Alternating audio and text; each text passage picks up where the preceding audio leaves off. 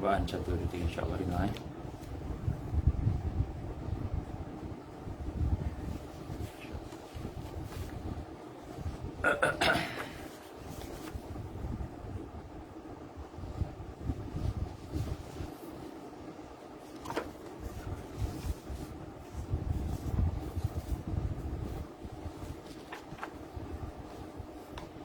InsyaAllah kita mula dengan Ummul Quran Al-Fatihah. A'udzubillahi minasyaitanirrajim. Bismillahirrahmanirrahim. Alhamdulillahi Rabbil Alamin. Ar-Rahmanirrahim. Maliki yaumiddin. Iyyaka na'budu wa iyyaka nasta'in. Ihdinas siratal mustaqim. Siratal ladzina an'amta 'alaihim ghairil maghdubi 'alaihim waladdallin. Amin. A'udzubillahi samil 'alim minasyaitanirrajim. Bismillahirrahmanirrahim.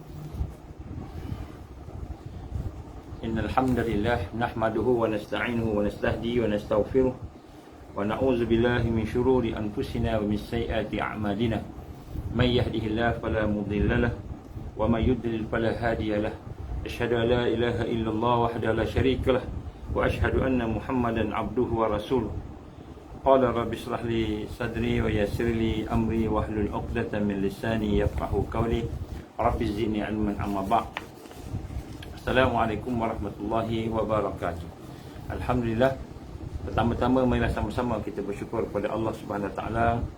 Dengan keizinan Allah, dengan kasih sayang Allah, kita diberikan kesempatan untuk bertemu pada hari ini untuk kita sama-sama membincangkan perkara-perkara asas di dalam Islam, dalam perjuangan Islam, iaitu berkenaan dengan bagaimana perkara-perkara yang perlu untuk kita wujudkan dalam hidup kita, iaitu sesuatu berkenaan dengan apa yang kita gambarkan sebagai kekuatan, mendapatkan karamah. Kalau kita nak guna perkataan orang kampung ni, karamah yang amat besar, iaitu kita boleh teguh bersama kebenaran, istiqamah bersama kebenaran Allah Subhanahu Wa Taala. Jadi inilah perkara yang insya-Allah kita telah bincangkan semalam dan sebelumnya, dan alhamdulillah kita telah masuki satu tajuk berkenaan dengan maratibul amal, perkara-perkara yang perlu kita rancang, yang perlu kita plan untuk kita sama-sama dapat meneruskan amalan kita sehinggalah kita dianugerahkan oleh Allah anugerah yang paling besar sekali. Yang paling besar sekali ialah apa dia? Husnul khatimah. Sebagaimana digambarkan oleh Rasulullah sallallahu alaihi wasallam, innal a'mal bil husnil bil khawatim. Innal a'mal bil khawatim. Al-Qamar Rasulullah yang digambarkan bahawa sesungguhnya amal yang sebenar itu ialah amal yang menutup. Amal menutup itulah husnul khatimah.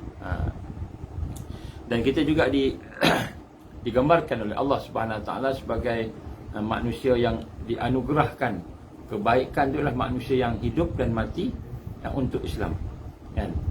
Ya ayyuhallazina amanu taqullaha haqqa tuqatih wa la tamutunna illa wa antum muslimun. Wahai orang beriman, bertakwalah kepada Allah dan pertingkatkanlah takwa kepada Allah tadi, dan janganlah kamu mati melainkan di dalam Islam. Jadi inilah yang kita nak kena rasa pada pagi ini insya-Allah. Mari sama-sama kita tajdid iman kita dengan kita mentajdidkan syahadah kita.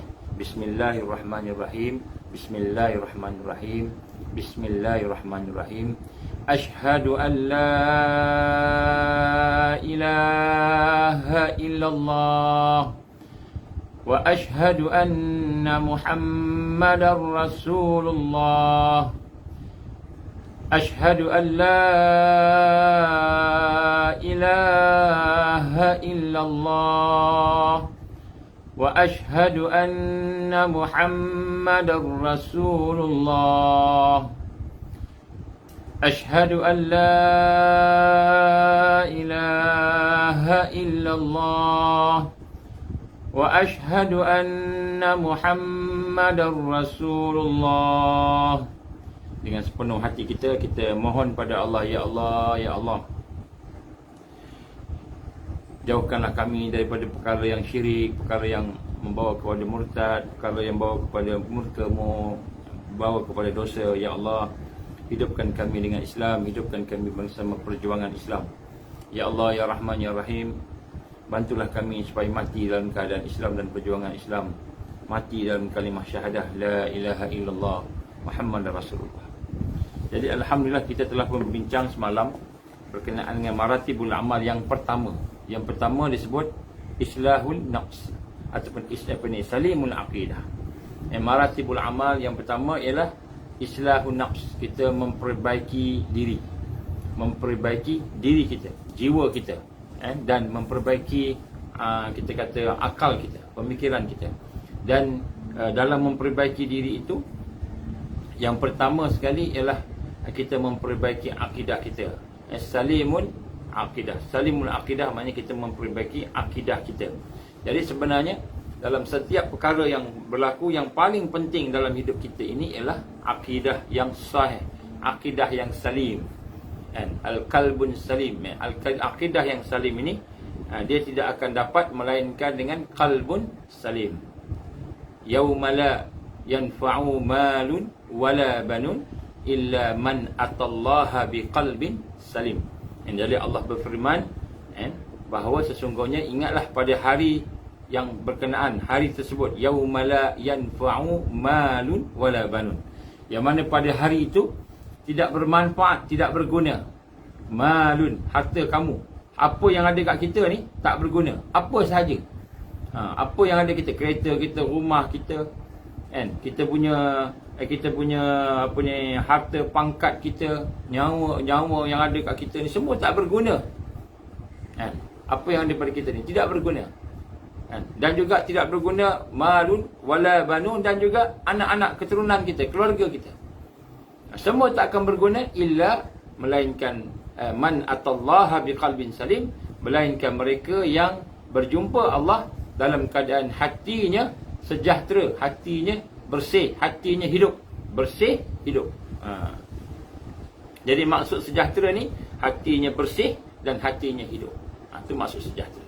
Jadi nak sebut dekat sini bagaimana akidah yang salim ataupun akidah salimah, akidah yang sejahtera itu lahir daripada hati yang sejahtera, hati yang bersih. Ini kunci. Ini kunci. Dan kita melihat bagaimana Rasulullah sallallahu alaihi wasallam telah bersabda, laisal iman bitamanni. Saya baca hadis semalam. Laisal iman bitamanni wala bitahalli, walakin huwa ma waqara fil qalb wa saddaqahu al-amal. Yang hadis diriwayatkan oleh Imam Ad-Dailimi. Dia kata apa? Laisal iman, tidaklah iman itu bitamanni, iaitu berangan-angan. Iman tu bukan kita kata saya beriman, saya bercita-cita nak beriman, cakap-cakap je, ataupun kita kata saya berangan-angan dah. Dia benda di alam imajinasi saja, cakap saja. Wala bitahalli, dan juga bukan iman itu daripada kalangan perhiasan luar nampak macam ada jubahnya, ada janggutnya, ada semua, adalah ada tudungnya, ada niqabnya semua, kan. Wala bitahalli, bukan juga daripada hasil perhiasan. Walakin huwa ma waqara fil qalb, tetapi apa yang tetap, yang menetap dalam hati kita, apa yang ada dalam hati kita, dan juga wasaddaqahul amal, yang dibenarkan dengan amal. Jadi iman ini, kata Nabi, bukannya cakap kita cita-cita, cakap-cakap itu. Bukan juga iman ini bermakna kita ni berhias diri kita dengan zahir, tetapi sebenarnya iman ni ialah apa yang ada dalam hati kita dan apa yang dilahirkan, wasaddaqahul amal, dan dibenarkan dengan amal. Dalam hadis yang lain pula, Rasul sallallahu alaihi wasallam menggambarkan kepada kita, al-iman ma'rifatu bil qalb wa qaulun bil lisan wa amalu bil arkan. Jadi iman ini adalah merupakan ma'rifat, satu pengenalan, bil qalb, hati yang kenal. Dan hati yang kenal, iaitu hati yang buat pengakuan, hati yang bersyahadah. Dikata itu ma'rifat bil qalb, hati yang kenal, hati yang membuat pengakuan, yang musyahadah. Musyahadah ni yang menyaksikan. Dan kemudian wa qaulun bil lisan, dan iman itu juga adalah merupakan perkataan-perkataan daripada lisan, ucapan-ucapan kita daripada lisan. wa amalun bil arkan, dan juga anggota-anggota badan dia.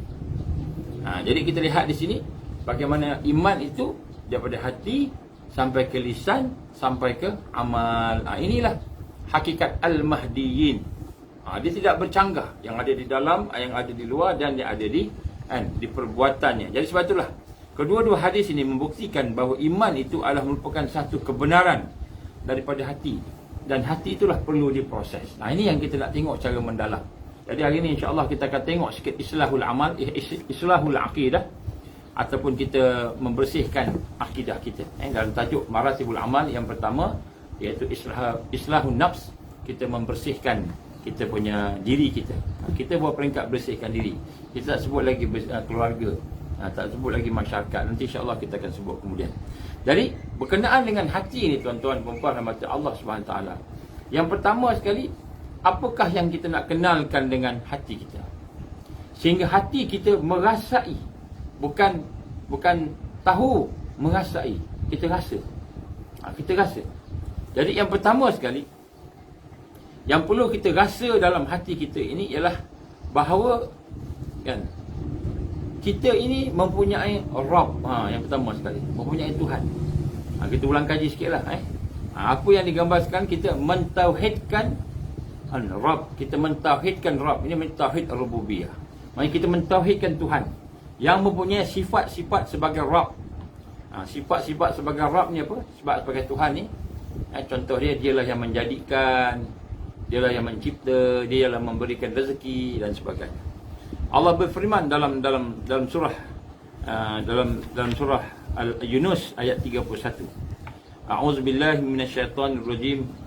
Qul man yarzuqukum minas samai wal ardi amman yamlikus sam'a wal absar wa man yukhrijul hayya minal mayyiti wa yukhrijul mayyita minal hayy wa man yudabbirul amr fasayaquluna Allah faqul afala tattaqun. Qul, katakanlah, man yarzuqukum minas samai wal ardh, siapakah yang memberikan rezeki kepada yang ada di langit dan yang ada di bumi, dan siapakah yang memiliki malik, amman yamlikus sam'a wal absar, siapakah yang memiliki penciptaan, yang mencipta, yang memiliki as-sama', pendengaran, wal absar, dan penglihatan. Jadi Allah tanya kat kita, siapa yang bagi rezeki dekat langit, dekat bumi? Siapa? Dan kemudian siapakah yang memiliki, yang mencipta dan yang memiliki pendengaran dan penglihatan? Dan siapa pula yang mengeluarkan yang hidup dari yang mati? Hidup, mati. Dan siapakah yang mengeluarkan yang mati dan yang hidup? Siapa yang boleh hidupkan, yang boleh mematikan? Siapa yang boleh mematikan, yang boleh menghidupkan semula? Dan siapakah yang mengatur segala urusan? Siapa yang mengatur segala urusan?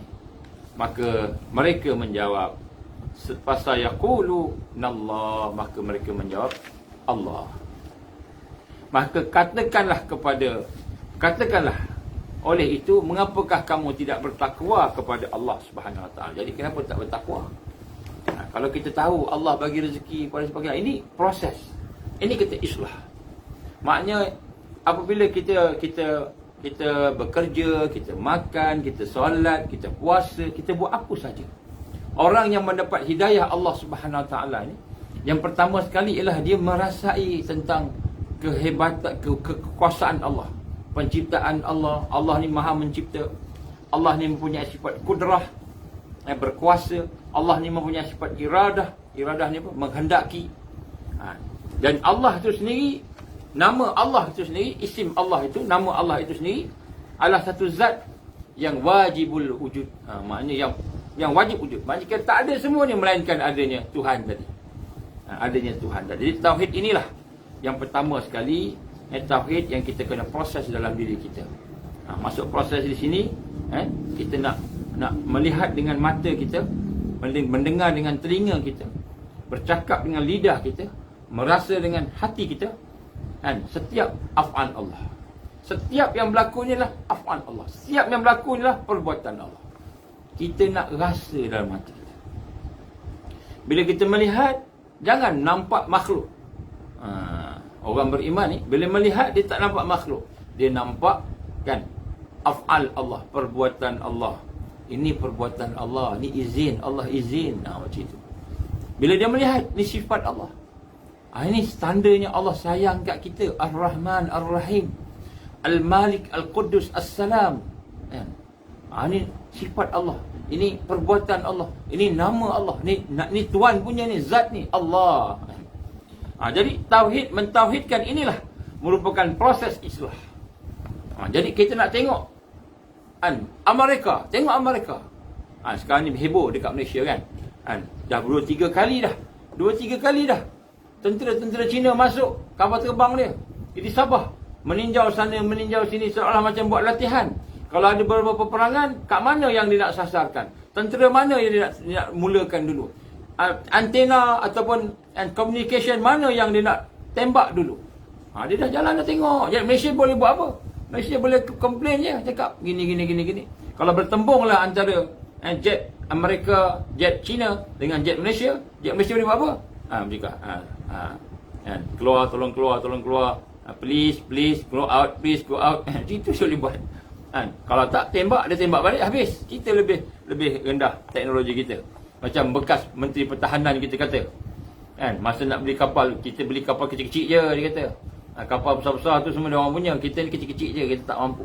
Jadi nak sebut sini, bila tengok tentera Cina, bila tengok tentera Israel, bila tengok tentera Amerika, kita melihat, hebat mereka ni, teknologi dia, kekuatan dia, sebagainya.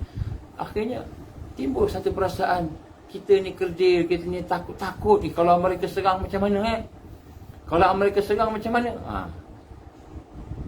Sedangkan Allah SWT mendidik Al-Mahdiyin, mereka yang mendapat hidayah tu, melihat tentera Amerika. Dia tak nampak tentera Amerika, dia nampak jalal Allah, sifat jalal Allah. Allah yang maha hebat menjadikan apa yang dia nampak. Melihat teknologi Cina, hebat kapal Cina, dia tak nampak kehebatan kapal Cina, dia nampak kehebatan Allah yang menjadikan teknologi, menjadikan kapal Cina. Dia melihat sifat rububiyah Allah, sifat yang kuat tadi pada Allah yang maha hebat, maha berkuasa, qudrah, iradah. Maka timbul dalam hati dia, tidak ada sikit pun rasa takut dengan manusia. Kita hanya bimbang takut, kalau mereka serang macam ni. Kita satu hari, masa ketika kan, kita ada bergaduh dengan North America, North Korea. Kita bergaduh dengan North Korea. Kata macam Korea ada nuklear, kita tak ada nuklear. Korea tentera dia hebat, kita tak ada. Bergaduh dengan China. Ni sekarang ni kan. Ni sekarang ni maklumat yang penting tuan-tuan saya nak sebutkan pada pagi ni. Apa dia? 300,000 orang lebih daripada 300,000 lebih. Didapati pelancong-pelancong dari negara China tidak keluar daripada China. Tak silap saya lebih daripada 500,000. Tapi kita katalah 300,000. Jadi maknanya ketika, kalau kita ingat peristiwa blackout di KLIA dulu, kan pernah berlaku blackout di KLIA. Maksudnya sistem down, bukan blackout, sistem down. Maka kemasukan pelancong-pelancong daripada China, dan ada sebahagiannya boleh dikesan, sebahagian tak boleh dikesan. Tapi kita tahu dia masuk. Kita tahu berapa banyak masuk sebab kapal terbang senarian, tapi tak boleh kesan. Nak kesan macam mana? Kan? Jadi rupa-rupanya dia tak balik duduk kat sini. Sebahagian kata duduk kat Kuantan lah, kat macam mana lah. Jadi digambarkan di sini bahawa dekat Malaysia ni dah ada tentera Cina duduk dalam Malaysia ni. Ini sebahagian daripada maklumat intelijen lah, kan, yang saya dapat daripada kawan-kawan yang ada ni. Jadi kita, besok kalau perang dengan Cina ni, dia ada kat laut, dia ada kat utara, dia ada kat darat, dan dia ada kat, kita habislah kita ni. Nak lawan macam mana? Singapura tu dia ada Israel punya pelangkalan dah, Amerika pun kalau lawan Malaysia habis. Nampak? Kita melihat makhluk, kita melihat kekuatan makhluk, kita tak melihat kekuatan Allah. Kita tak merasai kekuatan Allah. Ini rububiyah. Ini proses. Ini proses yang perlu kita melihat. Cina hebat macam mana pun dia tidak boleh lari, tidak boleh lepas daripada kekuatan, kekuasaan, kehendak Allah. Kalau berlakulah sesuatu perang, sebut perang. Jadi ada di kalangan para analisis dunia menyatakan bahawa tempat yang paling berpotensi untuk berlaku peperangan di Laut Cina Selatan. China dengan Amerika ni nak perang. Jadi bila dia nak perang, kan, Yang jadi timunnya kita, gajah dengan gajah berperang, kita timun. Kita kena bijak. Jadi tidak mustahil kita kena. Maka timbullah satu rasa takut. Macam mana ni? Macam mana ni? Kalau perang, gunung mana kita nak cari ni? Rasa takut. Kemudian timbul pula banyak mimpi hari ni. Mimpi banyak macam-macam mimpi.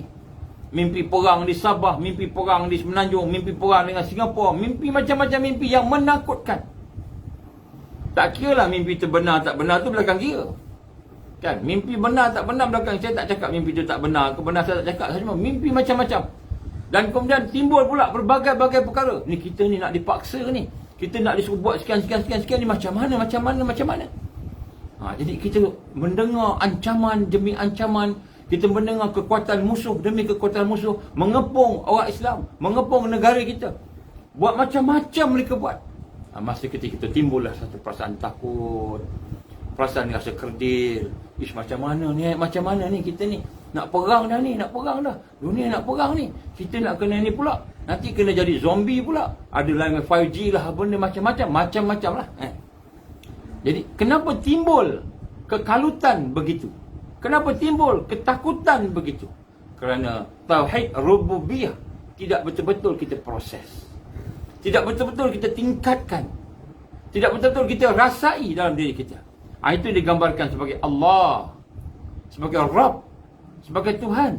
Seolah-olahnya kita melihat kekuatan tentera Cina, kita melihat kekuatan tentera Amerika, kita melihat kekuatan, kan, kita kata perancangan Zionis, kan, Israel, Singapura yang dikatakan ancaman. Kalau dulu kalau pergi Biro Tata Negara tu, ancaman Singapura kan, ancaman sebagainya, menimbulkan ketakutan demi ketakutan. Pada seorang mukmin, dia tak takut. Yang pertama dia tahu, yang mencipta, yang berkuasa ke atas segalanya adalah Allah Subhanahu wa taala. Ini tauhid rububiyah. Kita mentauhidkan Rabb, mentauhidkan Allah dengan sifat dia sebagai Tuhan yang mempunyai kuasa, yang mempunyai kekuatan, yang maha agung. Jadi inilah proses yang kita kena lalui. Yang pertama sekali, saya nak sebut sini, mentauhidkan rububiyah Allah. Mentauhidkan rububiyah Allah ini ialah proses untuk kita mengislahkan hati kita dari pemikiran kita. Sama. Jangan kata ingat ini masalah iman, bukan. Ini bukan iman hati saja, tak. Pemikiran. Cara kita berfikir, cara kita menilai, cara kita merasai dalam hati. Kita melihat makhluk. Jangan melihat makhluk sebagai Tuhan. Kalau kita melihat makhluk sebagai Tuhan, akan timbullah kegusaran, kegelisahan, ketakutan. Akan timbullah segala bentuk kelemahan dan kehinaan sesama makhluk. Sebab itulah kita lihat, maka perkara yang pertama yang kita nak islah salimul aqidah ini ialah kita nak melihat sifat-sifat Allah, melihat af'al Allah, perbuatan Allah, sifat Allah, melihat nama-nama Allah yang maha hebat, maha agung, melebihi daripada melihat makhluk, melebihi daripada melihat manusia.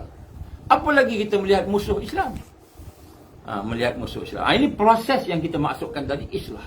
Jadi apabila kita bekerja, bila kita berjalan, kita berkawan, kita beribadah, solat, puasa dan sebagainya, maka yang kita nampak, yang kita dengar, yang kita cakap, yang kita rasa dalam hati kita ini, semua itu adalah merupakan Allah, af'al Allah.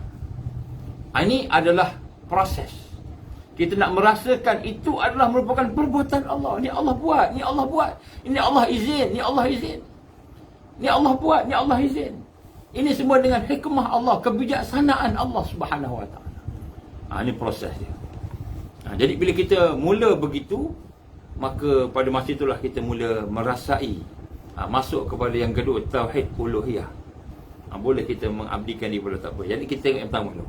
Jadi sebab itulah, apabila kita menyebut tentang rububiyah Allah Subhanahu wa taala ini, maka prosesnya berlaku kepada beberapa bahagian. Jadi kita nak latih diri kita. Ini Mahdi ni.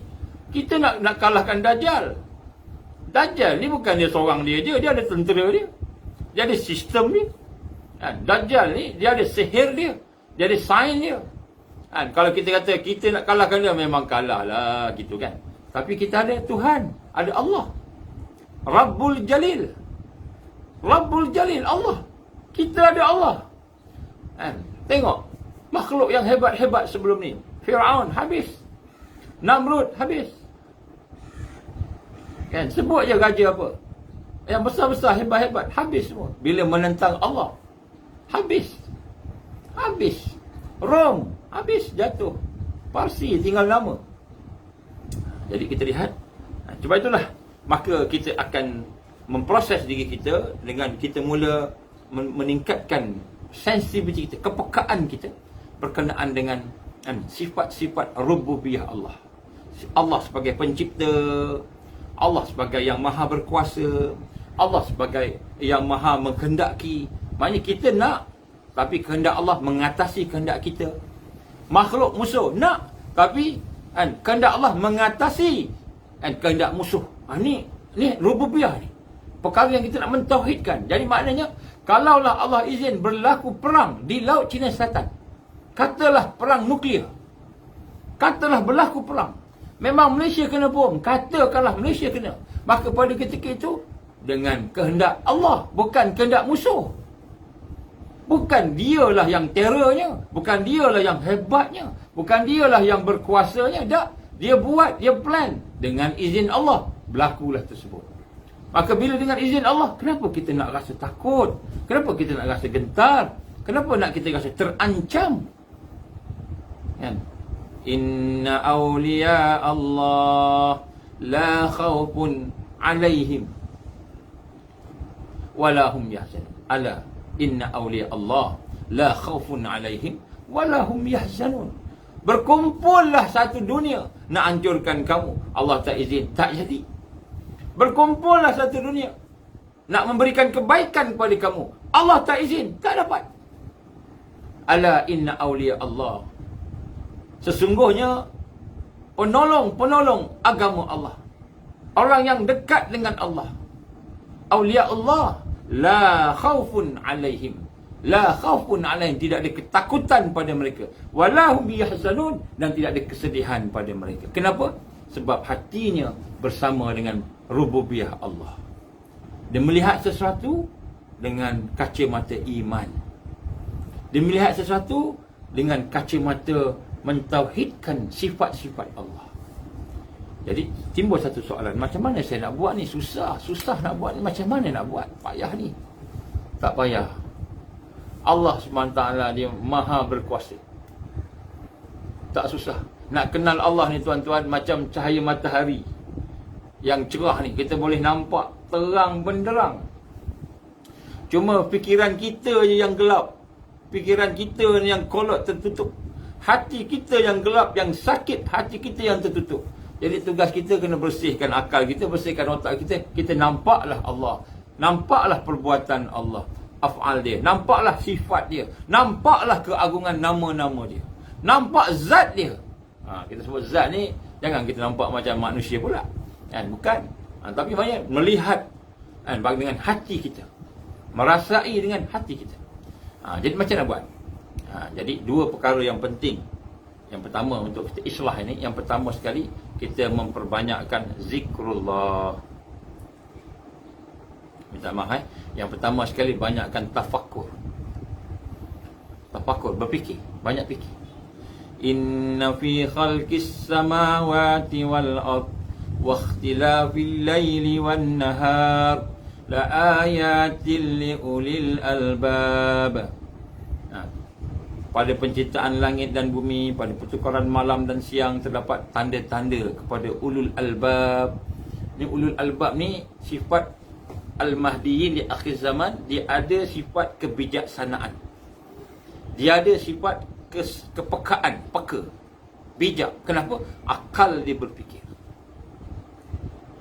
Akal dia berfikir. Maksud berfikir ni, bukan dia berfikir 2 campur 2 sama dengan 4. Bukan dia berfikir fizik, F equal to MA. Bukan dia fikir biologi, macam mana nak buat gini gitu.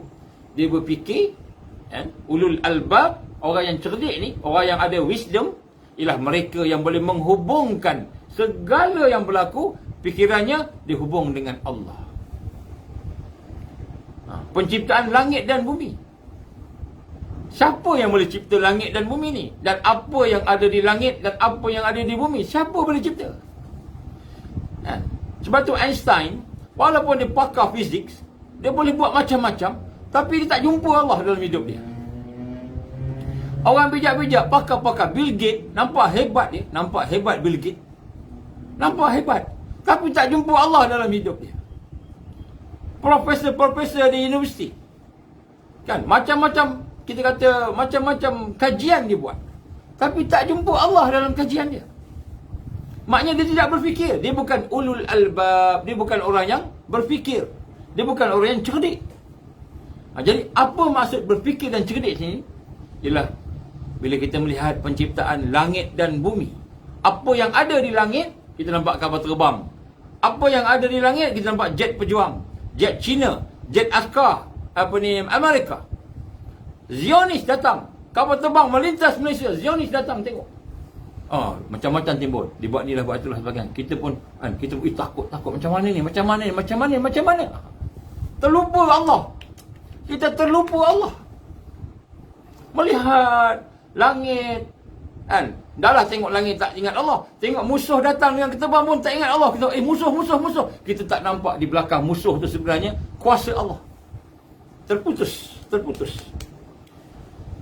Jadi Allah Ta'ala menggambarkan pada penciptaan langit dan bumi, pada pertukaran malam dan siang. Ada siapa boleh buat tukar malam siang ni? Boleh buat? Tak ada.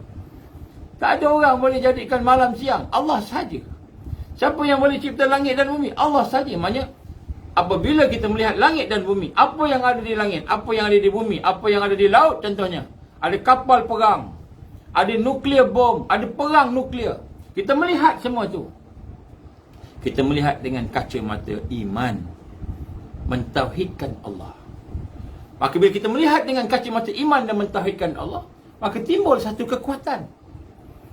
Kita rasa Allah yang berkuasa. Hari ini kita tak rasa Allah berkuasa. Kita rasa kita berkuasa. Kita rasa kita punya. Kalau ada anak tu saya punya. Kalau ada isteri, ni isteri saya punya. Kalau ada suami saya punya. Orang tak boleh ambil suami saya. Orang tak boleh ambil isteri saya. Memang orang tak boleh ambil isteri saya. Tapi nak sebut kat sini, kita rasa kita punya, sehingga kita boleh buat apa saja. Nak buat jahat kat dia pun boleh. Ini salah. Jadi mentauhidkan Allah inilah perkara yang pertama sekali. Inna fi khalqis samawati wal ard, di dalam penciptaan langit dan apa yang ada padanya, dalam penciptaan bumi dan apa yang ada padanya, kan? Dan dalam pertukaran malam dan siang, kan? Apa yang berlaku malam dan siang, terdapat tanda-tanda bagi orang yang ulul albab. Jadi nombor satu, kita kena berfikir. Tapi apakah yang dimaksud dengan berfikir? Nombor satu, kita berfikir, kita hubungkan, kita ikat pemikiran kita itu dengan Allah Rabbul Jalil. Barulah kita berfikir. Dan barulah berlaku islah. Barulah berlaku islahul aqidah. Islah akidah baru berlaku bila kita boleh tengok dan kita melihat kuasa Allah, ni kuasa Allah, ni kehebatan Allah, ni hikmahnya Allah, ni bijaksananya Allah, ni sempurnanya Allah, ni hebatnya Allah. Jadi yang pertama sekali, kenapa kita tak boleh? Sebab akal kita berfikir setakat nak cari rezeki, nak cari makan. Hari ni tak makan lagi, hari ni nak masak apa, hari ni nak makan apa, hari ni nak pergi mana. Kita tak hubungkan dengan Allah. Kemudian selepas itu berzikir. Siapakah mereka yang boleh berfikir tu?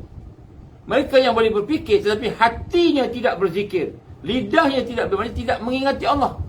Siapakah mereka itu yang dikatakan berfikir tadi? Allazina yazkuruna Allah qiyaman wa qu'udan wa ala junubihim. Jadi mereka ni rupanya dalam keadaan berdiri, duduk, baring, sentiasa ingat Allah. Nampak? Jadi ulul albab ni, dia bermula dengan mengingati Allah. Maknanya, dia berfikir tadi, dia teringat Allah. Af'al Allah, perbuatan Allah. Ini kita kena latih. Ini kena latih. Ini kena latih. Kita tengok motor, orang naik motor. Kita tengok kereta, orang naik kereta. Tengok bas. Jangan tengok kereta saja. Kita kena latih ni. Nak kena rasa, ini Allah Subhanahu Wa Taala yang jadikan. Ilmunya ilmu Allah. Kekuatannya kekuatan Allah. Izinnya izin Allah. Alladzina yazkuruna Allah qiyaman wa qu'udan wa ala junubihim wa yatafakkar. Dia berfikir. Dia berfikir tentang apa yang berlaku. Rabbana ma khalaqta hadza batila. Maka dia kata, ya Allah, ya Tuhan kami, tidak ada yang jadi ini melainkan semuanya itu tidak sia-sia. Semua itu ada hikmah. Tentera Cina datang ke Malaysia, tembak bom Malaysia, ada hikmah. Tiba-tiba berlaku perang nuklear di Laut Cina Selatan. Malaysia terlibat, kita terlibat. Nuklear jatuh sebiji dekat Kuala Lumpur, jatuh sebiji dekat negara kita. Habis, sebahagian besar mati. Kan? Mungkin kita pun cedera, mungkin. Ada hikmah tak? Ada hikmah. Ada kebaikan tak? Ada kebaikan. Maka bila kita kata ada kebaikan, maka ketika itulah islah berlaku. Kita mengiktiraf Allah sebagai Rabb. Allah sebagai Rabb. Jadi bila kita mengiktiraf tu, kita terus relate dengan kita hubungkan dengan akhirat. Subhanak faqina azabannar. Maha suci engkau ya Allah. Maha suci Allah. Kita tengok bom jatuh, kita tengok perang, tengok Dajjal datang, tengok penyakit membanyak, vaksin yang membahayakan, penyakit yang membahayakan, sebagainya. Kita melihat satu-satu benda perkara ini, maka ini tak boleh, ini tak boleh, ini tak boleh. Ada Allah di belakangnya. Ada Allah di belakangnya. Ada Allah tangannya, kuasanya. Ada Allah dia punya kehebatannya, keagungannya. Maka barulah islah berlaku. Barulah kita kata subhanallah, alhamdulillah, la ilaha illallah, Allahu akbar. Baru berlaku subhanallah walhamdulillah wala ilaha illallah, Allahu akbar. Baru berlaku dalam fikiran kita, dalam hati kita. Baru berlaku islah. Islahul aqidah. Baru berlaku. Ini kita kena ni. Jadi kita kena berfikir, kena berzikir, kena berfikir. Zikir dan fikir. Ini amalan al-Mahdiyin. Sebab tu Nabi gambarkan di akhir zaman ramai orang akan berzikir. Yang selamatlah orang beriman ni berzikir. Jadi bila dia boleh menghayati perkara tersebut, maka jadilah dia seorang yang disebut muwahhidin. Orang yang mentauhidkan Allah. Maka jadilah hatinya tu ada kekuatan. Bila lapar, katakanlah perang, kita makanan dah habis, tak cukup makanan. Kita kata anak-anak sekalian, lapar ke? Lapar ya abah, lapar umi, lapar. Mari kita sama-sama zikir ke Allah. Zikir ke Allah. Mari kita minta ke Allah supaya kenyang. Kita baca subhanallah walhamdulillah wala ilaha illallah, Allahu akbar. Kita baca dengan anak-anak kan. Subhanallah walhamdulillah wala ilaha illallah, Allahu akbar. Hasbi rabbi jallallah ma fi qalbi ghairullah. Kita baca zikir-zikir kan. Baca. Akhirnya kan Allah bagi kenyang. Yang lapar tu bukanlah kenyang sampai gitu kan. Tapi Allah boleh bagi kita kuat tahan lapar. Allah bagi kuat tahan haus. Allah bagi kuat boleh badan kita beribadah kepada Allah dengan zikrullah. Ditanya oleh Sayyidatina Aisyah radhiyallahu anha, ya Rasulullah, ketika mana umat Islam ditekan, diancam, umat Islam berada dalam kesusahan, tak ada makanan kecuali makanan yang Dajjal bawa, apa yang mereka makan ya Rasulullah sallallahu alaihi wasallam? Maka Nabi kata apa? Makanan mereka zikrullah. Bukan zikir kita macam hari ini. Kita zikir kosong, hati kita tak rasa apa-apa. Kita zikir kosong, akal kita tidak berfikir apa-apa. Bila kita tidak berfikir dan tidak merasa, memang zikir kita membebankan, jadi berat. Penat. Yang kita dapat penat dan letih dan haus. Tapi bila berzikir dengan hati yang mengenal Allah, berzikir dengan akal yang berfikir, yang mengenal Allah, maka Allah akan isi dengan ketenangan. Allah akan masukkan sakinah. Allah akan memberi kekuatan pada kita, sehingga kita boleh berhadapan. Walaupun tak makan berhari-hari, Allah kenyangkan kita. Allah kenyangkan kita. Mustahil tak Allah kenyangkan kita? Tak mustahil. Kan? Tak mustahil. Tapi kalau mati macam mana? Mati dah ajal. Dah ajal mati.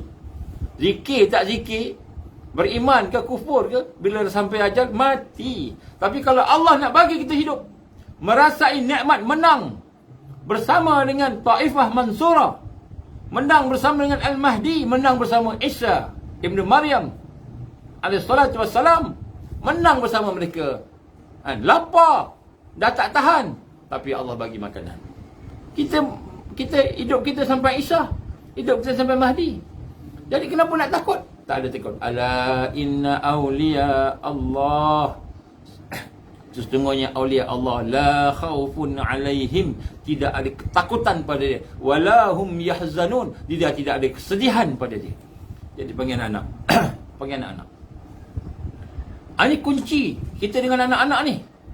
Kita dengan keluarga kita nak kenalkan Allah, supaya bila kita berzikir, bila kita berfikir, kita boleh hubungkan dengan Allah Subhanahu wa ta'ala. Barulah dia akan jadi kekuatan. Baru jadi kekuatan.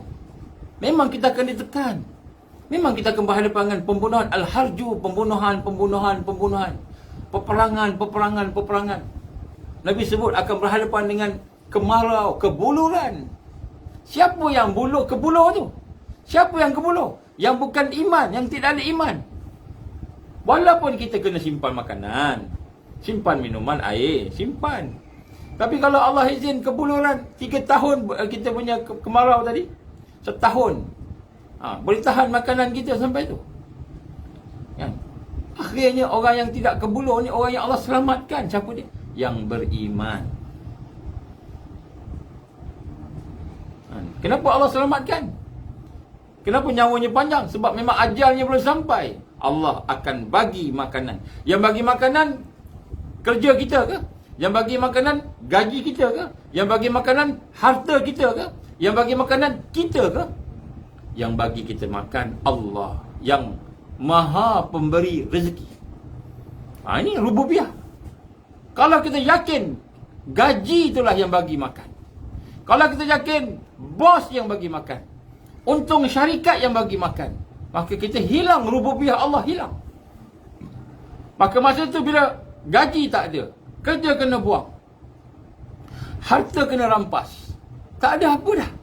Habislah kita, memang habislah. Kita bergantung dengan makhluk. Nampak? Inilah islah akidah. Ini kita kena gunakan akal kita, hubungkan dengan Allah, gunakan hati kita, hubungkan dengan Allah. Baru kita selamat, insya-Allah selamat. Orang beriman, awliya Allah, la khaufun alaihim, tidak takut padanya, walahum yahzanun. Ni Allah sebut dalam Quran. Adakah Allah menipu? Allah Maha benar. Sadaqallahul azim. Kita baca kan? Allah yang Maha benar.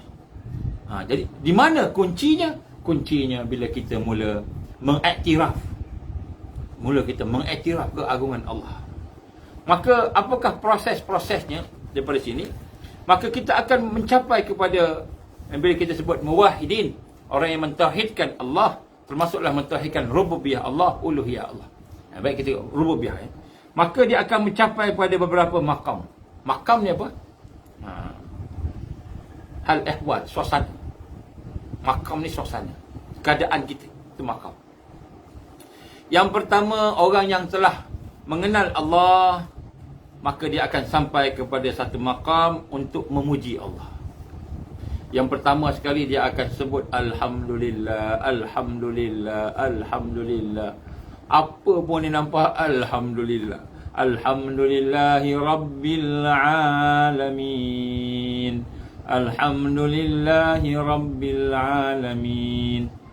Alhamdulillah disebut. Ni makam yang kita memuji Allah. Jadi bila kita mula mengenal rububiyah Allah, sifat-sifat Allah yang maha raja, yang maha berkuasa, yang maha mengendaki, yang maha mencipta, yang maha memberi rezeki, yang maha hebat, semua sifat-sifat Allah tu, maka nombor satu, kita akan memuji Allah. Allahu Akbar. Allahu Akbar. Alhamdulillah. Subhanallah. Itu semua puji Allah. Semua puji Allah. Subhanallah. Alhamdulillah. La ilaha illallah. Allahu Akbar. Itu semua puji Allah.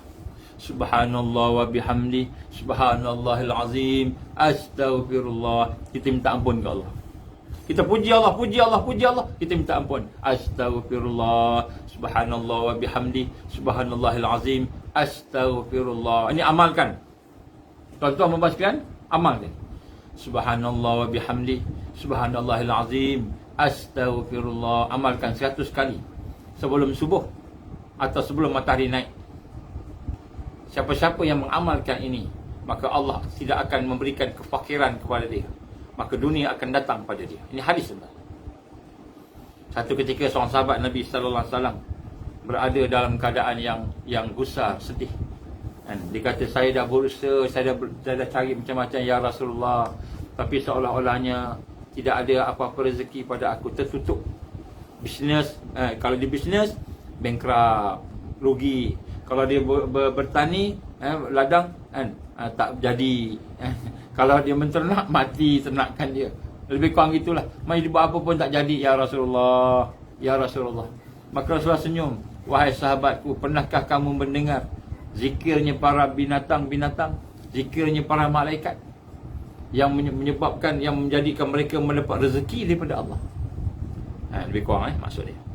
Maka apa itu ya Rasulullah? Kamu bacalah Subhanallah wa bihamdi. Subhanallahil azim. Astaghfirullah. Subhanallah wa bihamdi. Subhanallahil azim. Astaghfirullah. Subhanallah wa bihamdi. Subhanallahil azim. Astaghfirullah. Baca 100 kali. 100 kali. Maka sahabat tu mengamalkan. Selang beberapa ketika, berapa lama lah. Kita jangan harap baca hari ni tu dapat, baca sebulan tu dapat, baca 40 hari tu dapat. Tak. Dia tengoklah, Allah bagi, bukan kita yang bagi. Allah yang bagi. Tapi bila Allah buka tu, kata sahabat tu, ya Rasulullah, ada masalah pula. Masalah apa? Hari ini apa saja aku buat, semua jadi. Dunia datang bertampuk-tampuk kepada aku. Ya Rasulullah, jadi terlebih pula. Dunia datang, Allah buka dunia. Buat jadi, buat jadi, buat jadi, buat jadi. Subhanallah wa bihamdi. Subhanallahil azim. Astaghfirullah. 100 kali dah. Buatlah. Akhir zaman aja anak-anak macam ni. Pagi-pagi sebelum subuh. Sebelum kita sembahyang subuh tu, lepas tahajud tu, lepas kita istighfar ataupun bila azan, Allahu akbar, azan subuh. Kan kita solat antara azan dengan iqamah. Itu waktu yang the best lah. Tapi kalau sembahyang kat surau kan, mungkin tak sempat lah kan. Dia nak qamat cepat-cepat kan. Kalau dia orang qamat cepat-cepat, kita pesan berjemaah, tak apa. Sebelum matahari naik, kita habiskan 100 kali. Ini hadis Nabi sallallahu alaihi wasallam. Bacalah. Jadi mudah-mudahan bacaan kita tu Allah buka rezeki. Bila Allah dah buka, mula-mula susah. Bila Allah buka, dia buka, kita pula nak jaga macam mana ni hati kita supaya tak cinta dunia pula. Allah buka hari ni, Allah buka yang ni, buka ni. Berlaku tuan-tuan, berlaku. Subhanallah wa bihamdi. Subhanallahil azim. Astaghfirullah. Baca sekali kali. Siapa yang rasa rezeki sempit, bacalah, amalkan. Cuba berterusan. Paling kurang sebelum matahari naik, paling kurang. Baik. Jadi apabila kita dah mula mengenal Allah dengan memproses fikiran kita, hati kita, maka kita akan sampai nombor 1, kita akan puji Allah. Alhamdulillah, alhamdulillah. Jadi apabila hati kita mudah nak sayang Allah, puji Allah. Lidah kita mudah menyebut subhanallah, alhamdulillah. Kita rasa dengan perasaan kita. Maka kita sampai pada makam yang pertama. Kita mula kenal Allah, maka kita puji Allah. Kita akan puji Allah. Ini tak boleh buat-buat ni. Ini bukan berlatih. Bukan berlakon. Bukan. Ini memang lahir. Ini mana aslih kan, akidah. Islah akidah kita. Akidah kita akan automatik. Subhanallah, alhamdulillah.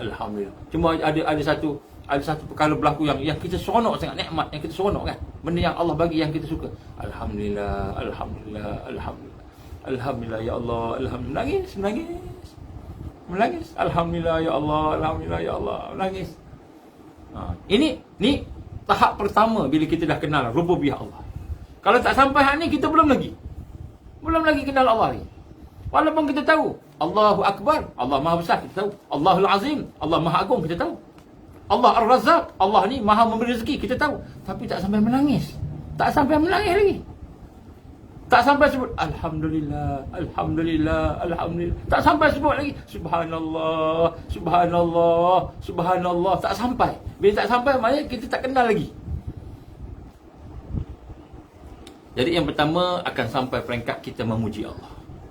Yang kedua, bila berlaku islah tadi, akan sampai peringkat menyerahkan diri kepada Allah Subhanahu Wa Taala, tunduk kepada Allah. Yang pertama kita puji Allah, kehebatan Allah, keagungan Allah. Tengok China datang dengan tentera dia, 1000 kapal, 1000 kapal terbang datang, biak pejuang keliling Malaysia, 1000. Kita tengok, kita kata Allahu Akbar, Allahu Akbar, Allah Maha Besar. Bukan tu yang besar, Allahu Akbar, Allahu Akbar. Kita tengok, kita nampak kuasa Allah. La ilaha illallah, Allahu Akbar, Allahu Akbar. Kita melihat kekuasaan besar, kuasa Allah yang Maha Besar. Jadi nampak satu berlaku, kita terus hubungkan dengan Allah. Sifat Allah, ini islah akidah kita.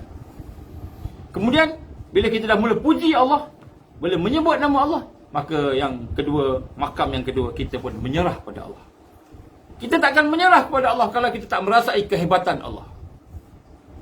Kita tak akan menyerah, cakaplah saya ni Islam, saya Muslim. Muslim ni apa? Muslim ni menyerah. Tapi kita tak rasa kebesaran Allah, kita tak akan menyerah pada Allah. Dan kita tidak, ada dua benda. Yang pertama, kita merasai kebesaran Allah. Yang kedua, kita rasa kita perlukan Allah. Ini dua ni. Merasai kebesaran Allah, kita merasai perlu pada Allah. Ini akan melahirkan penyerahan diri kepada Allah. Kita akan menyerah pada Allah. Kita akan tunduk kepada Allah Subhanahu Wa Taala. Allah berfirman dalam surah Al-An'am ayat 71. Qul inna hudallahi huwal huda. Katakanlah, sesungguhnya hidayah itu, hidayah daripada Allah adalah hidayah yang sebenar-benar. Wa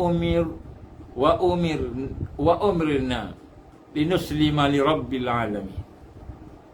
Dan aku diperintahkan supaya menyerahkan diri aku kepada Allah Rabbul Alamin, yang menguasai sekalian alam. Jadi hidayah yang sebenar bila dah masuk dalam hati kita, dah masuk dalam akal kita, maknanya Allah dah bagi hidayah, hakikat hidayah yang sebenar daripada ayat ini, ialah apabila kita benar-benar tunduk menyerah pada Allah. Maknanya bila kita dah melihat dengan satu mata kita, kita melihat, maka kita nampak apa? Nampak kuasa Allah. Allahu Akbar, Allahu Akbar, Allahu Akbar. Bukan lidah, hati kita rasa kebesaran Allah. Subhanallah, Subhanallah, Subhanallah. Maha suci Allah daripada segala kelemahan, Maha suci Allah daripada segala perkara yang negatif. Semuanya yang baik, yang terbaik pada Allah. Hati kita, fikiran kita. Bila hati dan fikiran kita telah mendapat hidayah Allah tadi, kita puji Allah, kita sebut nama Allah, kita zikirkan Allah, maka timbul satu lagi makam, peringkat islah tadi, iaitu kita pun mula tunduk kepada Allah. Bila kita mula tunduk pada Allah, rendahkan diri kepada Allah, menyerah kepada Allah dengan penyerahan yang total submission to Allah, maka itulah maknanya kita telah mendapat hidayah yang sebenar-benar hidayah. Maknanya kita dah tak tunduk dah. Dah tengok Dajjal, tak takut dengan Dajjal. Walaupun kita jagalah, kita ada strateginya, kita ada plannya, ada perancangannya. Kenapa kita kena plan? Kenapa kita kena merancang? Kenapa kita kena buat perkara-perkara yang bersiap sedia tadi? Sebab Allah perintah. Bukan sebab takut dengan Dajjal. Bukan sebab takut, tapi sebab Allah perintah. Sebab Allah perintah. Kita buat sesuatu sebab Allah perintah. Kita berusaha. Kita buat sebab Allah perintah. Tapi bukan sebab hati takut. Hari ni orang buat sebab takut. Kenapa nak masuk hutan? Takutlah kalau Dajjal datang. Takut kat Dajjal. Takut kat Dajjal. Bukan takut kat Allah. Kenapa masuk hutan? Allah perintah kita bersiap sedia. Kenapa? Dan kita kena berusaha maksima. Kalau kita tak berusaha maksima, kan, Allah SWT tak redha kita. Allah suruh kita berusaha beramal. Kan? Allah suruh kita beramal. Jadi kita buat tu bukan sebab takut pada makhluk. Bukan sebab takut pada Dajjal. Tapi buat tu kerana apa? Kerana memang itu perintah Allah. Saya nak menyahut perintah Allah. Saya nak beribadah pada Allah. Allah perintahkan saya beramal. Allah perintahkan saya berjamaah. Kenapa berjamaah? Sebab Allah perintah kita berjamaah. Kenapa ada ketua taat kepada amir? Taat kepada orang yang bertakwa, ketua kita. Kenapa taat kepada amir? Kenapa taat kepada ketua? Kenapa taat kepada suami? Suami. Kenapa taat kepada suami? Sebab Allah perintah taat suami. Allah perintah taat ketua yang bertakwa. Kenapa engkar pada ketua yang tidak bertakwa? Sebab Allah perintah engkar benda maksiat. Allah perintah, bukan sebab takut. Jadi yang pertama, kita memuji Allah. Yang kedua, kita merasai kekuatan Allah. Kita pun menyerah kat dia, tunduk pada dia. Ni makam yang kedua, bila kita dah mula mengenal Allah. Ini proses. Yang saya sebut ni proses. Ini detail ni. Ini pendetailan ni. Supaya kita berlaku islah. Kalau tidak tak berlaku islah, macam mana kita jadi Al-Mahdiyin? Macam mana kita nak bersama dengan Taifah Mansurah? Macam mana? Kita tak proses diri kita. Kita cuma kata, aku nak jaga diri aku. Kita pun proses lah, bacalah zikir. Kita baca zikir. Zikir tak ke mana-mana sebab kita tak faham hakikat zikir ni apa. Hakikat berfikir ni apa. Kita berzikir, kita berfikir, kita buat macam-macam, tapi kita tak makin dekat dengan Allah. Kan? Jadi sebenarnya tak sampai matlamatnya. Sebab tu kena ada bimbingan murabbi. Kita kena ada murabbi. Kita kena ada ilmu. Dan murabbi pula bukan orang biasa-biasa, mesti orang yang dah lalui proses tarbiyah. Seorang yang tidak pernah ditarbiyah, dia tidak boleh mentarbiyah orang. Seorang yang tidak pernah belajar, tidak pernah belajar, dia takkan boleh belajar, mengajar orang. Tak boleh. Dia mesti orang yang duduk dalam tarbiyah, baru dia boleh mentarbiyah orang. Sebab tu bukan janggut panjang, bukan banyak zikir. Bukan banyak zikir dia boleh murabbi ni. Murabbi bukan banyak zikir, la ilaha illallah, la ilaha illallah, macam gitu. Dia mesti lalui proses tarbiyah. Dia mesti melalui proses tazkiyah. Bila dia melalui proses-proses pembinaan dia, baru dia faham, dia tahu nak buat macam mana, nak sentuh yang mana dulu, yang mana kemudian, aulawiyatnya dia tahu kat mana. Sebab dia dah lalui proses. Jadi sebab tu kita hari ni nak kena bersama-sama dengan orang yang ada ilmu, yang orang yang pernah melalui tarbiyah. Jangan kita main ikut sebarang-sebarang aja. Tuah buka ladang, tuah duduk dekat perkampungan. Kita kata kalau kat bandar tak selamat, kat kampung selamat. Belum tahu. Sebab selamat pada tauhidkan Allah tu, selamat pada iman pada Allah tu, islah, berlaku islah baru selamat. Kita ingat selamat duduk dalam gua. Tak. Dalam gua pun ada ular juga. Dalam gua pun ada singa, ada rimau. Kita duduk dalam gua, kalau kita tak dapat keselamatan daripada Allah, ular datang kat kita. Dajjal tak datang, ular pula datang. Ular pula tengok kita ni tak ada cahaya langsung, maka dia pun habiskan kita. Habislah kita jadi makanan ular. Alhamdulillah, dia kata, ya Allah, terima kasih menghantar aku satu keluarga masuk dalam gua ini. Maka pada hari ini aku dan keluarga-keluarga aku kenyang dengan makanan manusia tadi. Kita ingat nak selamatkan diri kita, rupa-rupa jadi makanan ular, sawa dan keluarganya, anaconda. Kenapa? Mentauhidkan Allah. Mentauhidkan Allah tu asasi. Ini yang kita bincang. Baik. Kemudian selepas itu, selepas kita datang pada makam yang menyerah tadi, timbul makam yang ketiga, tawajuh kepada Allah. Kita meneruskan proses zikir, meneruskan proses berfikir, dan kita menghubungkan dengan sifat Allah tadi. Af'an Allah, sifat Allah, kan? Perbuatan Allah, sifat Allah tadi. Kita tengok, kita hubung, perhati, kita latih macam yang saya sebut tadi. Maka kita akan tumbuh perasaan, ya Allah, Engkau lah yang Maha Berkuasa. Alhamdulillah, Alhamdulillah, Subhanallah. Maka sebab itu kita mula tunduk pada Allah. Kita pun tunduk ke Allah sebab kita rasa perlukan Allah. Kita rasa memerlukan Allah, kita tunduk pada Allah. Kemudian sampai kepada makam yang ketiga, maka disebut bertawajuh kepada Allah. Apa maksud tawajuh ni? maka kita pun menghadap Allah. Maksudnya kita ke mana sahaja dalam keadaan kita merasai kita berhadapan dengan Allah. Macam mana yang Allah firman dalam surah Al-An'am ayat 161. Qul innas salati wa nusuki wa mahyaya wa mamati lillahi rabbil alamin. Jadi kita menghadap mana pun kita melihat Allah, perbuatan Allah, sifat Allah, nama Allah, kewujudan Allah, kekuasaan Allah. Melihat dia maka dia panggil tawajuh. Kita mula bertawajuh kepada Allah. Tawajuh ni maknanya menghadap, berhadapan, macam kita berhadapan. Tapi bukanlah kita nampak Allah macam fizikal, taklah. Laisa kamislihi syai'un. Allah tak sama dengan makhluk. Kita tak boleh nak bayangkan Allah macam makhluk pula. Tapi nak sebut sini, kemana pun kita pergi, kemana pun kita menghadap, kita boleh melihat Allah.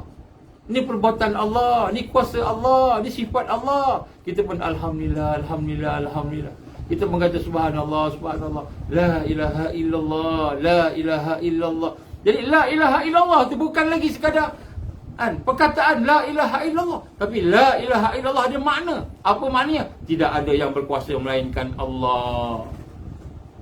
Tidak ada yang maha mencipta melainkan Allah. Tidak ada yang maha mengalahkan Al-Jabbar melainkan Allah. Tidak ada yang memuliakan melainkan Allah. Tidak ada yang menghina melainkan Allah. La ilaha illallah, la ilaha illallah. Tengok mana bertawajuh. Ini makam tawajuh. Ini kita kata peringkat tawajuh. Maknanya suasana kita sentiasa berhadapan dengan Allah. Maka pada masa ni kita nak buat maksiat pun malu. Malu Allah tengok kita. Maka kita pun mula tinggalkan dosa. Tinggalkan dosa kita. Nampak?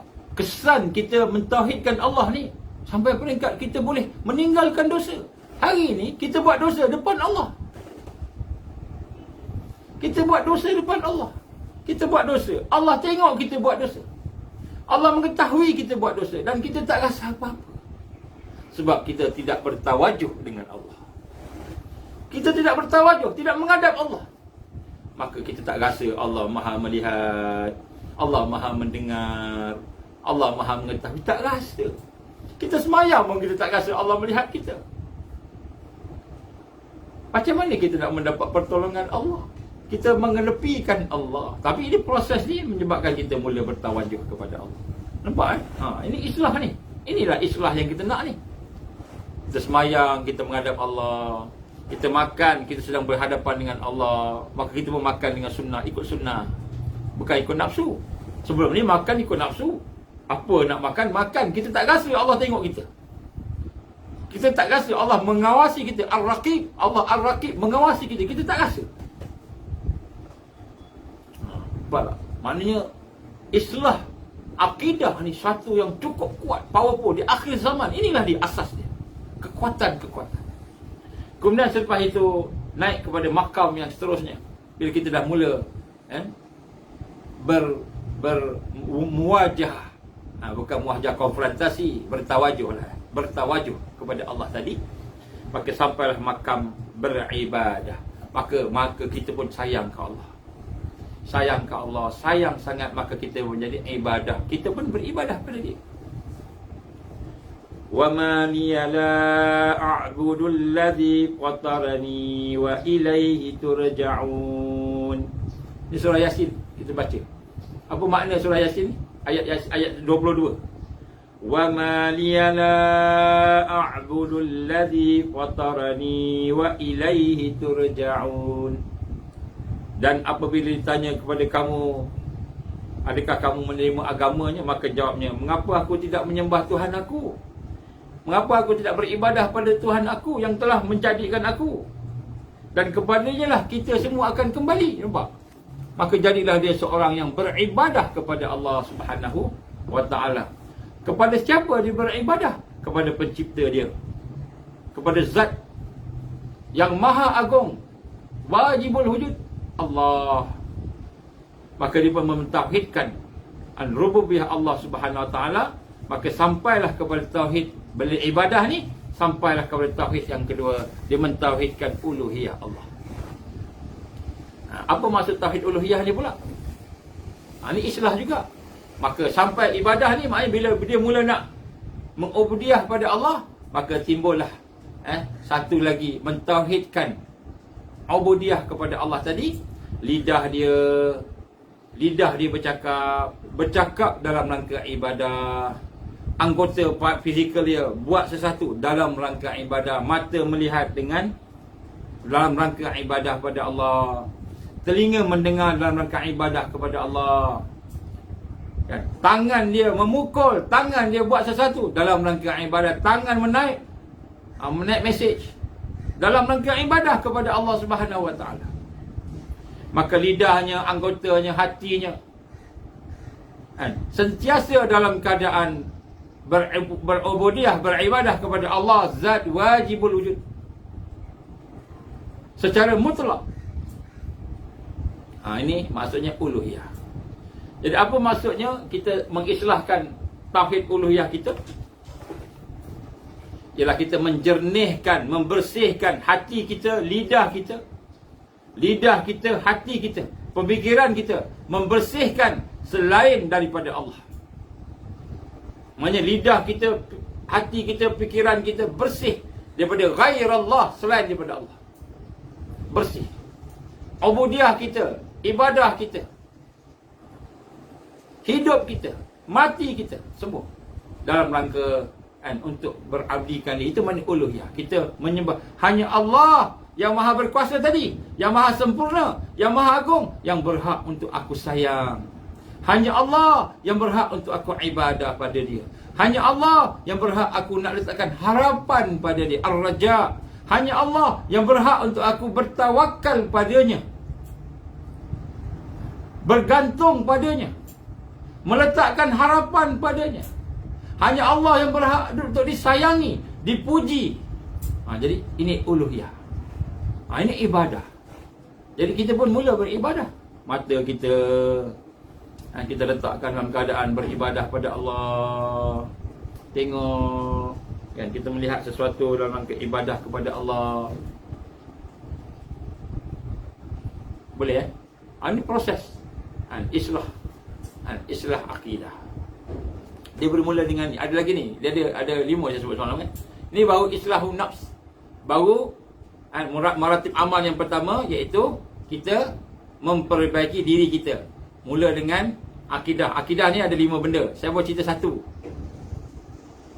Iaitu akidah rububiyah dan uluhiyah Allah. Asma' dan sifat Allah. Nanti ada lagi Islam yang saya sebut semalam kan.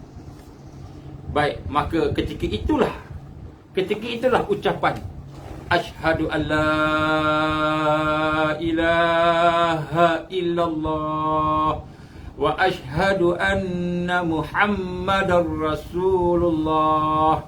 Ketika itu ucapan kalimah syahadah kita benar-benar berfungsi. Benar-benar berfungsi. Benar-benar hidup. Ketika kita telah mula mengenal Rabb kita, ilah kita, Rabb kita, ilah kita, al-rububiyah Allah, uluhiyah Allah.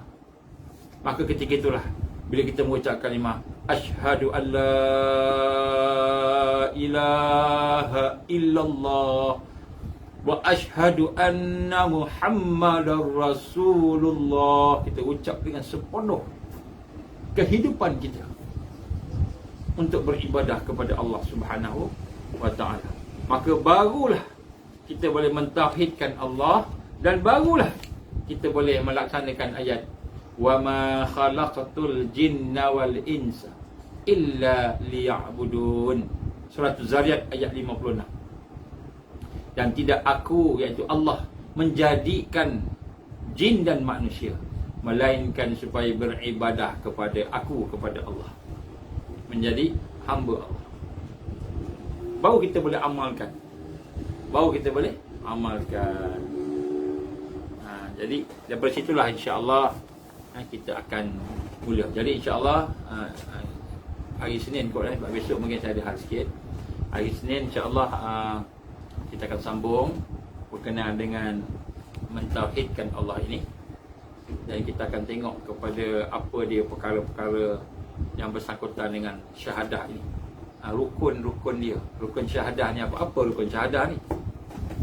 Apa syarat-syarat sah syahadah? Kita dah baca syahadah tapi sah tak syahadah kita ni? Syahadah kita ni sah ke tak? Jadi kita akan bincang. Sebahagian kita dah tahu dah, kebanyakan kita dah tahu dah. So kita ulangkan sebagai satu kita kata yang untuk kita jadikan sebagai amal, bukan pengetahuan, bukan ilmu semata-mata, untuk kejadikan amal. Bila amal, alhamdulillah, barulah kita jadi hamba Allah, ya. InsyaAllah. Saya minta maaf andainya apa yang saya sebut, saya sampaikan pada pagi ini mungkin tak sampai maksud ataupun terkeluar daripada kefahaman yang kita boleh faham, kan. Jadi saya minta maaf, mungkin perkataannya tak sampai sebagainya. Saya mohon ampun pada Allah SWT dan minta maaf pada tuan-tuan puan-puan sekalian, insyaAllah. Cuba dengar baliklah. Kalau saya cakap tadi laju-laju sangat ke, dengar balik semula. Yang penting kita boleh faham, kita boleh amal. Bila kita faham dan amal, mudah-mudahan dia akan menjadi satu kekuatan pada kita untuk berhadapan dengan, kan, akhir zaman. Berhadapan dengan Dajjal, tenteranya, berhadapan dengan, kita kata, ujian-ujian besar di akhir zaman, fitnah akhir zaman, insyaAllah. Aku li qali hadza astaghfirullahalazim li wa lakum. A'udzubillahi as-sami'il 'alim minasyaitonir rajim. Bismillahirrahmanirrahim. Alhamdulillahi rabbil alamin, wassalatu wassalamu ala asyrafil anbiya'i wal mursalin wa ala alihi wa sahbihi ajma'in.